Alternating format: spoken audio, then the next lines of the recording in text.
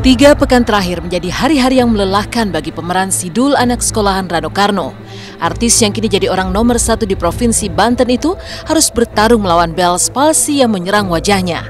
Mukanya tertarik ke sebelah kanan karena gangguan syaraf, nyaris seperti mati rasa. Ia juga sempat dilarikan ke sebuah rumah sakit di Singapura. Selain harus mengkonsumsi obat, mau tak mau pemeran Sidul di serial Sidul anak sekolahan itu harus jalani fisioterapi. Sakit enggak? Mati rasa itu ya? Bukan mati rasa, baal. Ini baal nih. Kebas ya? Ya kayak kita mau cabut gigi disuntik anestesi, nah gimana itu? Nah ini, nah, bukan kebas lah. Kalau kebas apa ya? Kayak habis diobat, nggak habis obatnya kayak gitu. Nah, kalau dibilang mati rasa enggak, makan bisa, aku iya. Jadi awalnya itu saya ingat tanggal 7 Februari. Si Mas Rano udah bilang sama saya, kita waktu itu mau ke Ciapus, mau ada acara keluarga ya. Dia gini, kok pipi kanan saya kebas ya gitu. Nggak enak nih. Apanya yang nggak enak? Sebelah kanan saya nih kayak nggak enak deh. Apa tebal gitu kan. Terus aduh nggak enak banget. Udah kita ke dokter aja gitu. Saya juga udah mulai panik ya. Udah ke dokter aja, ke dokter saraf kan. Dokter saraf bilang bahwa ini pasti banyak pakai AC yang dingin terus terusan ke muka gitu kan. Ini Mas Rano ini saraf ketujuhnya kena Bell's palsy namanya. Akhirnya kita berangkat ke Singapura ke Dokter Ramani di Raffles Hospital di situ. Ya, alhamdulillah pulang dari Singapura udah membaik gitu loh dia.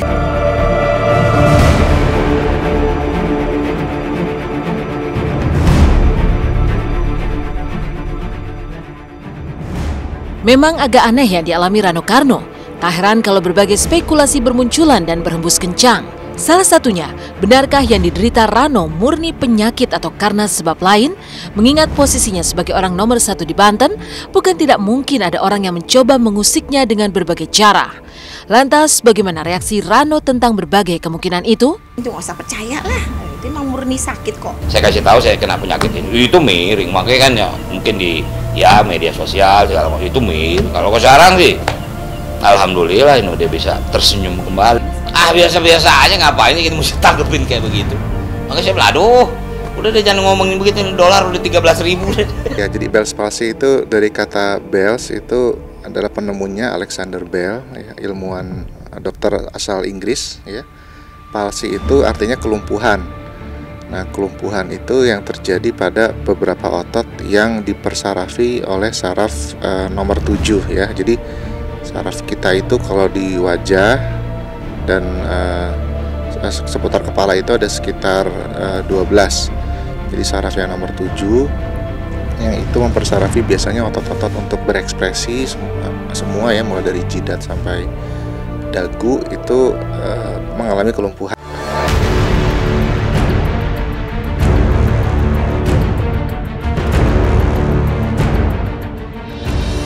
Apa yang dialami Rano Karno saat ini juga pernah menimpa pemain sinetron 7 Manusia Harimau Samuel Zilguin 4 tahun lalu. Butuh waktu berbulan-bulan bagi Samuel untuk bisa kembali normal. Setidaknya selama 8 bulan ia menjalani perawatan secara rutin. Dan kemarin, Samuel pun menceritakan pengalaman pahit yang pernah dialaminya. Oh, Bell's palsy. Jadi seingat gue ya, karena itu kejadian gue tuh waktu kena itu udah lama banget. Ada kali 4 tahun lah kurang lebih. Jadi setahu gue Bell's palsy itu dia menyerang syaraf muka. Syaraf muka tuh syaraf intinya ada 12. Dia menyerang syaraf inti nomor 7. Jadi menyerang syaraf intinya itu lebih ke membekukan atau mematikan sementara sifatnya.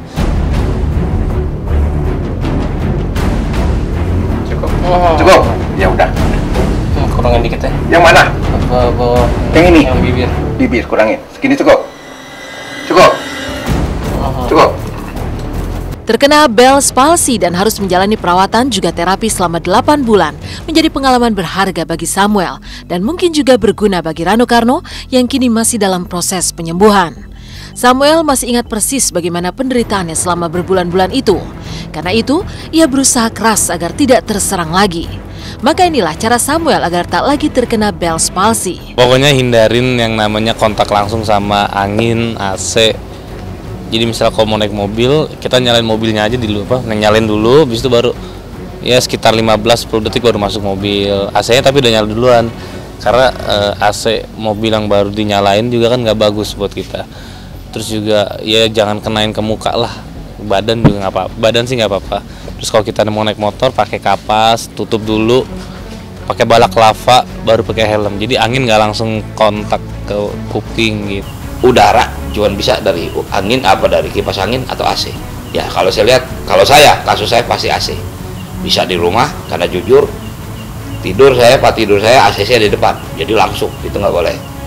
Kemudian di mobil juga saya duduk di kiri, AC-nya di tengah, langsung kadang-kadang pasti kita arahin ke sini kan, nggak boleh.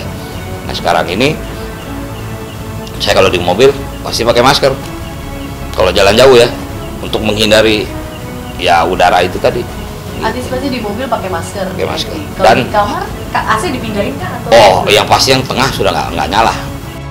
Lain orang, lain peristiwa yang dialami. Seperti kisah berikut ini, pasca video ganti bajunya beredar luas di dunia maya, Chelsea Islan justru tak merasa terganggu. Lalu mengapa Chelsea tak membawa si pelaku ke ranah hukum, padahal kasus itu mencuat di saat karirnya tengah meroket?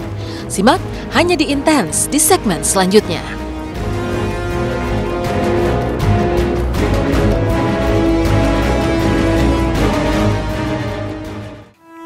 Selamat pagi pemirsa, bersama saya Nika Kusmarini akan hadir menemani Anda. Setelah Sidul Rano Karno yang sudah 3 minggu terkena Bell palsy dan jalani fisioterapi, maka inilah kisah Chelsea Islan yang sama sekali tak terganggu dengan kasus video tak pantas saat berganti baju. Kasus ini mencuat di tengah karirnya yang tengah memuncak. Lantas mengapa Chelsea Islan tak membawa pelaku ke ranah hukum?